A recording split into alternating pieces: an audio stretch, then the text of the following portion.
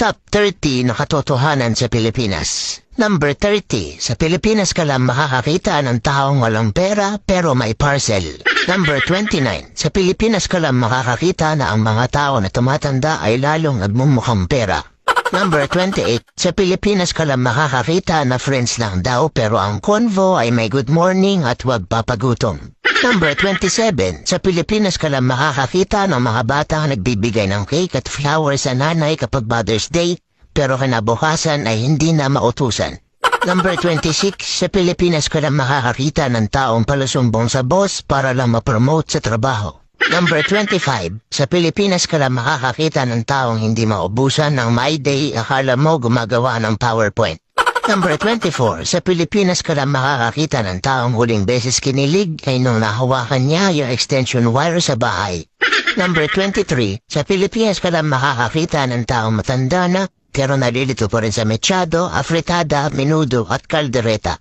Number 22. Sa Pilipinas ka lang makakakita na kukuha ka ng valid ID pero hahanapan ka muna ng dalawang valid ID. Number 21. Sa Pilipinas ka lang makakakita ng mga taong nahihilo kapag walang pang-cashing.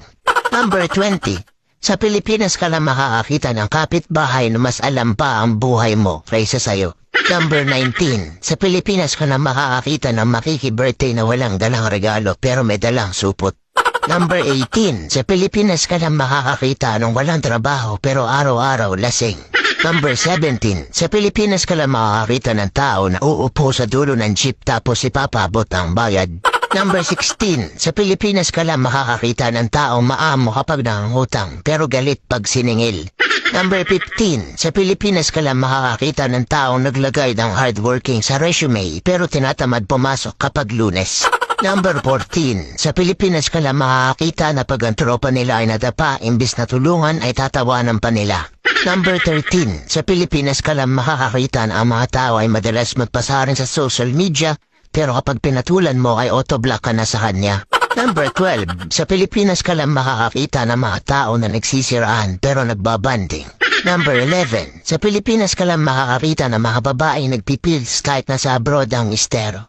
Number 10. Sa Pilipinas ka lang makakakita na hindi kompleto ang childhood mo kung hindi mo naranasan mahulog sa kanal. Number 9. Sa Pilipinas ka lang makakakita ng mga tao nang hihina kapag hindi nakakarinig ng chismis. Number 8. Sa Pilipinas ka lang makakakita ng mga taong umalis ng bahay nakaakit-akit pero uuwing malagkit. Number 7. Sa Pilipinas ka lang makakakita ng taong nakapamewang kapag tumitikim ng niluluto. Number 6. Sa Pilipinas ka lang makakakita ng mga taong nagmumugkon kahit hindi naman naging sila. Number 5. Sa Pilipinas ka lang makakakita ng mga bahay na nagiging oven kapag tanghali. Number 4. Sa Pilipinas ka lang makakakita na pagbuntis ay chichismis pero pag binyag ay nakikikain. Number 3. Sa Pilipinas ka lang makakakita na may mga taong sinasabawan ang pansit canton. Number 2. Sa Pilipinas ka lang makakakita ng mga taong nagsasabi na on the way na pero ang totoo ay kakagising pa lang. Number 1. Sa Pilipinas ka lang makakakita na dahil sobrang init pati wallet walang laman tuyong-tuyo.